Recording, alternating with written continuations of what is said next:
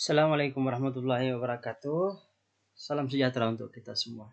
Nah, hari ini kita akan mencoba untuk melanjutkan pembahasan beberapa soal. Nah, kali ini kita akan membahas materi soal berkaitan dengan P3K, yaitu di bagian teknis, standar kompetensi, kompetensi dasar, dan tujuan pembelajaran. Nah, kita langsung saja soal nomor pertama. Disediakan 2 magnet dan paku, siswa melakukan percobaan tarik-menarik kutub medan magnet. Komponen tujuan pembelajaran yang kurang dari hal tersebut adalah. Nah, kalau misalnya kita masih ingat, itu ada 4 komponen dalam membuat tujuan pembelajaran. Yang pertama adalah audience, yang kemudian ada behavior, ada condition, dan degree. Audience itu adalah peserta didik, kemudian behavior itu adalah tingkah laku atau perilaku yang dilakukan oleh audiens. Kemudian kondisi itu adalah prasyarat sehingga si audiens ini dapat melakukan perilaku. Kemudian degree itu adalah tingkat penampilan yang dilakukan oleh si audiens. Nah, coba kita perhatikan, disediakan 2 magnet dan paku, siswa melakukan percobaan. Jadi siswa di sini adalah audiens. Melakukan percobaan itu adalah behavior. Kemudian disediakan 2 magnet dan paku, itulah prasyarat audiens ini melakukan behavior ya. Jadi ini adalah conditionnya. Nah, di sini siswa melakukan percobaan tarik-menarik kutub medan magnet. Titik. Tidak ada degree-nya. Jadi sangat jelas ya, jawabannya adalah jadi tidak ada degree.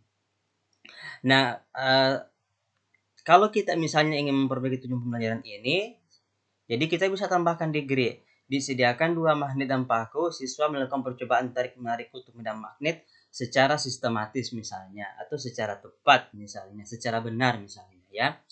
Oke, jadi seperti itu. Jadi nomor 1 jawabannya adalah E. Lanjut nomor 2. Jika di silabus ada diksi memecahkan masalah sampah, maka itu dapat ditemukan pada komponen silabus: A. Materi, B. Kegiatan pembelajaran, C. Kompetensi dasar, D. Indikator, dan E. Tujuan pembelajaran. Nah, ingat, berdasarkan Permendikbud nomor 22 tahun 2019 untuk kurikulum 2013 yang direvisi, ada beberapa komponen silabus yang wajib dituliskan. Yang pertama, identitas mata pelajaran. Ini khusus pada SMP dan SMA. Kemudian 2, identitas sekolah mencangkup nama, satuan pendidikan, dan kelas. Kemudian kompetensi intinya harus ada, kompetensi dasarnya apa, kemudian tema, ini khusus untuk SD atau MI, Madrasah Ibtidaiyah atau sekolah dasar luar biasa atau paket A.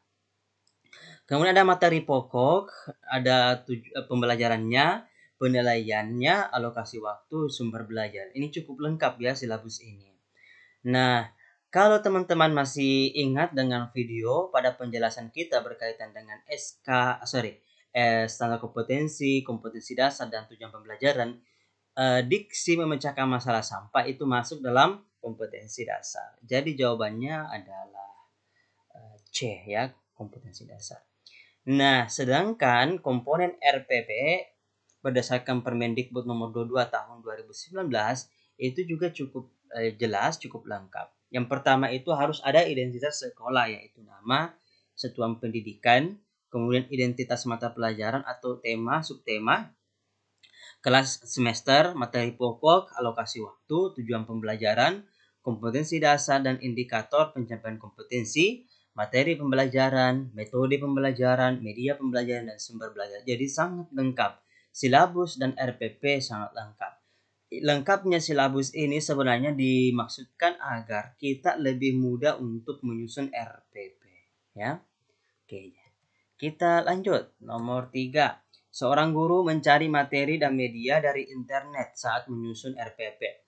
Materi dan media tersebut akan disampaikan pada proses pembelajaran dengan maksud agar siswa tidak kesulitan memahami pelajaran tersebut. Langkah apa yang harus dilakukan oleh seorang guru saat memilih materi pelajaran? Nah, kembali lagi ini pernah kita jelaskan pada bagian video materi ya. Nah, langkah-langkah untuk memilih materi itu yang pertama adalah kita harus identifikasi dulu aspek-aspek yang terdapat dalam standar kompetensi dan kompetensi dasar. Jadi, jangan karena misalnya kita membahas tentang termodinamika, langsung saja nih kita ambil semua materi tentang termodinamika. Padahal tidak seperti itu ya. Kita harus lihat dulu aspek-aspek yang muncul dalam SK dan KD-nya. Nah, baru setelah itu kita pilih jenis materi yang sesuai dengan SK dan KD. Dan jika misalnya materinya sudah kita pilih, nah baru kita memilih sumber bahan ajar yang tepat, yang sesuai dengan itu. Jadi jawabannya adalah A. Mengidentifikasi aspek-aspek yang terdapat dalam kompetensi inti, kompetensi dasar, dan indikator. Nomor 4. Karakteristik silabus pada implementasi penyempurnaan kurikulum 2013 adalah.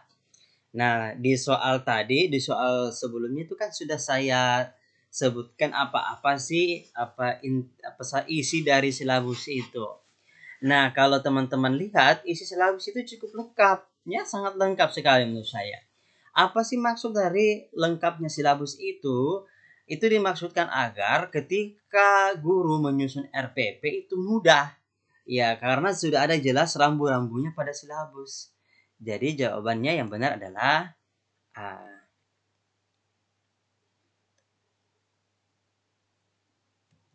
Kita lanjut di nomor 5. Seorang guru sebelum melaksanakan pembelajaran mempersiapkan perangkat pembelajaran.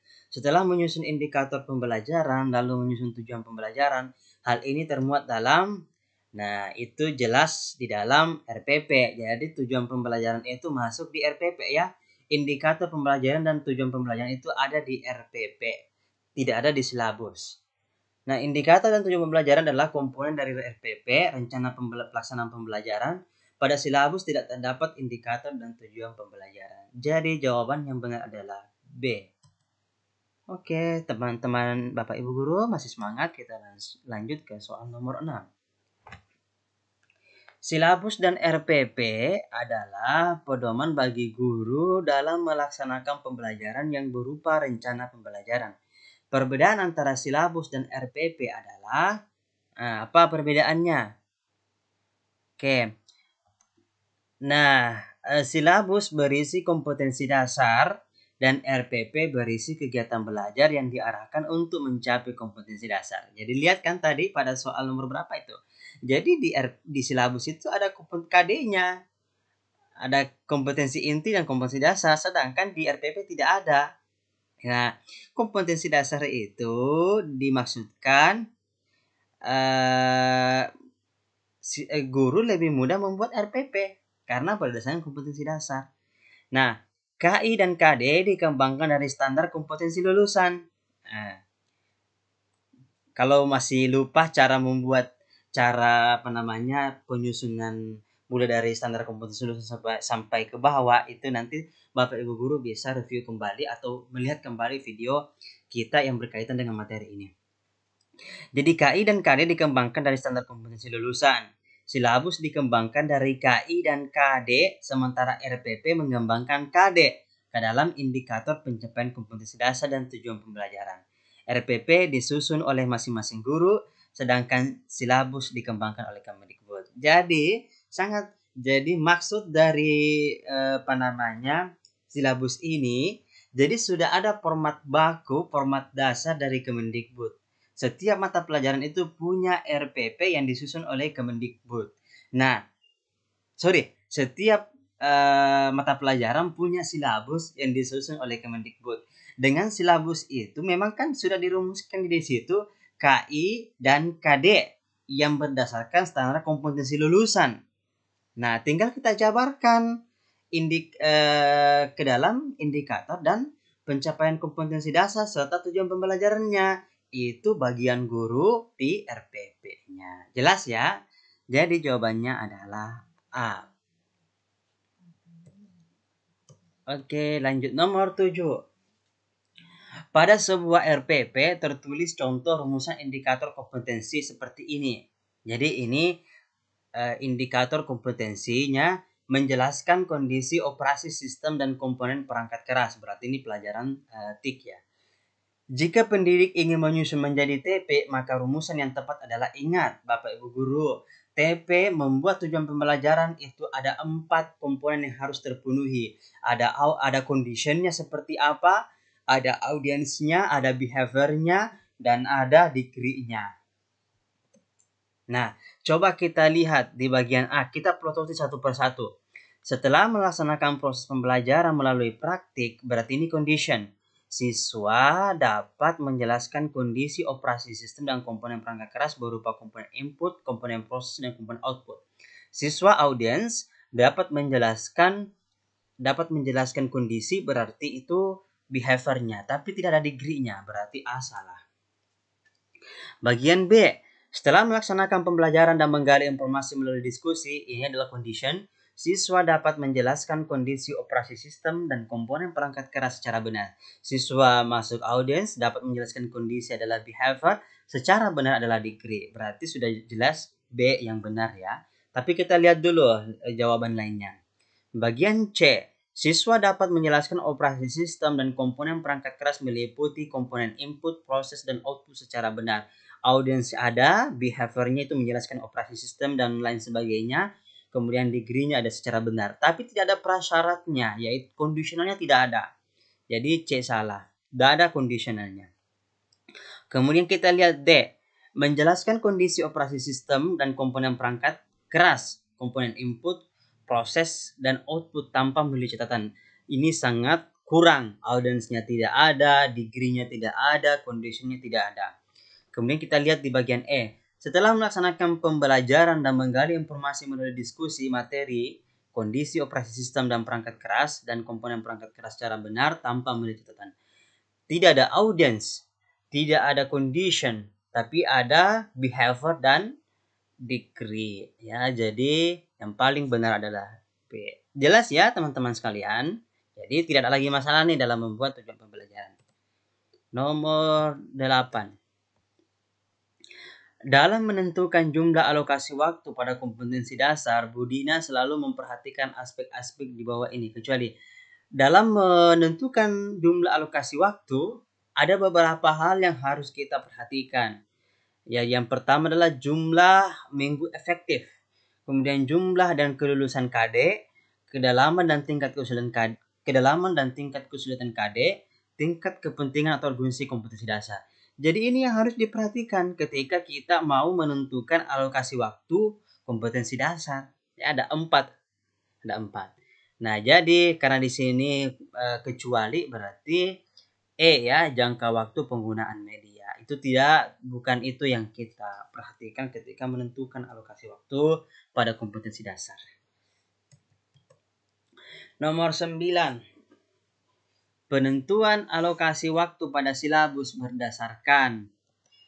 Nah, penentuan alokasi waktu pada setiap kompetensi dasar di silabus didasarkan pada jumlah minggu efektif dan alokasi waktu mata pelajaran per minggu dengan mempertimbangkan jumlah kompetensi dasar, keluasan, kedalaman, tingkat kesulitan, dan tingkat kepentingan kompetensi dasar. Itu di bagian itu jawabannya adalah C. Jadi Bapak Ibu tidak sembarangan ya dalam menuliskan alokasi waktu. Lihat juga dong kompetensi dasarnya seperti apa. Kalau misalnya jumlahnya sedikit, kedalamannya rendah, tingkat kesulitannya rendah, nah itu ya tidak usah terlalu lama. Tapi kalau misalnya harus kompetensi dasarnya banyak, kemudian harus dalam, ya. Misalnya tentang HOTS, misalnya dia itu memenuhi kriteria HOTS, berarti ya tentu saja alokasi waktunya harus lebih banyak. Jadi jawabannya adalah C. Nomor 10. Tetap semangat Bapak Ibu, lanjut. Jika pada silabus terdapat diksi memecahkan masalah sampah. Oh, ini kayaknya sudah kita jelaskan ya pada soal sebelumnya. Oke, tidak apa-apa, kita ulang. Hal ini terdapat pada komponen. Nah, komponen apa ini Bapak Ibu? Nah, ya jelas ya. Itu ada di kompetensi dasar. Nah, ini sedikit saya jelaskan di sini. Materi tidak memiliki kata kerja operasional. Jadi jangan materinya itu ada KKO-nya, tidak ada.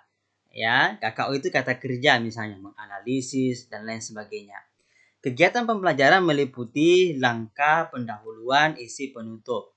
Kompetensi dasar yang memiliki KKO, ya. Jadi KD itu pasti ada KKO-nya. Memecahkan itu berarti ya kata kerja operasional. Indikator pencapaian kompetensi atau IPK bukan merupakan komponen silabus, tetapi itu ada di dalam RPP yang dibuat oleh guru. Ya. Nah, kalau silabus dari mana? Nah, itu sudah ada standar bakunya ya.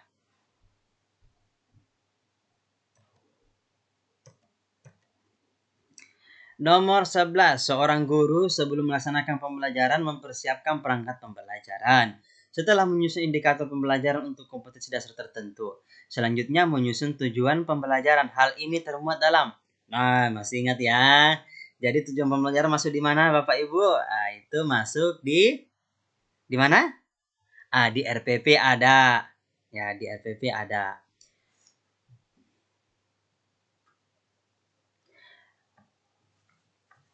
Jadi materi tidak. Oh ini, oke nampaknya ini jawabannya B ya. Jadi kalau indikator dan tujuan pembelajaran itu ada di RPP. Kalau silabus itu kompetensi dasar, kompetensi intinya ada di situ. Jadi jawabannya adalah B. Ini kayaknya tadi ada kesalahan dalam pemberian penulisan jawaban. Ini bukan ya jawabannya ini. Kita langsung saja di nomor 12. Perhatikan langkah-langkah di bawah ini. Indikator diturunkan dari kompetensi dasar. Nah, jadi jelas ya. Cara menyusun indikator dan tujuan pembelajaran itu ada dijelaskan di video materi berkaitan dengan itu. Nah, perhatikan langkah-langkah di bawah ini. Indikator diturunkan dari kompetensi dasar. 1. Menggunakan kata kerja operasional, menggunakan kalimat bahasa yang jelas dan dapat dipahami serta tak bermakna ganda, mampu mengembangkan lebih dari tingkatan C4 atau analisis. 4. Masing-masing indikator harus mencangkup ranah afektif, kognitif, dan psikomotorik yang merupakan ketentuan dalam menyusun indikator pencapaian kompetensi IPK. Nah, dalam menyusun IPK ada beberapa yang harus diperhatikan. Yang pertama, indikator dirumuskan dari KD. Jadi, indikator itu dibuat dari KD. Yang kedua, menggunakan kata kerja operasional. Jadi, IPK itu pakai KKO yang dapat diukur. Kemudian yang ketiga, indikator dirumuskan dalam kalimat yang simpel, jelas, dan mudah dipahami. Dan yang keempat, tidak menggunakan kata yang bermakna ganda, multitafsir. Dan yang kelima, tidak menggunakan kata yang hanya mengandung satu tindakan dan satu materi. Kemudian yang keenam, memperhatikan karakteristik mata pelajaran. Jadi yang benar adalah D ya, 4 dan 5. Karena ini kan kecuali, berarti kita yang bukan berarti 4 dan 5. Jadi, oke. Bapak Ibu, demikianlah pembahasan soal berkaitan dengan standar kompetensi, kompetensi dasar dan tujuan pembelajaran. Jika ada yang ingin ditanyakan atau ditambahkan, silahkan tulis di kolom komentar. Jika Bapak Ibu tidak ingin ketinggalan video selanjutnya dari kami, silahkan klik tombol subscribe. Terima kasih banyak atas perhatian Bapak Ibu. Semoga Bapak Ibu dimudahkan dalam segala urusan, diberi kesehatan, dan dilancarkan segala apa yang ingin dicapai. Terima kasih. Salam sukses. Wassalamualaikum warahmatullahi wabarakatuh.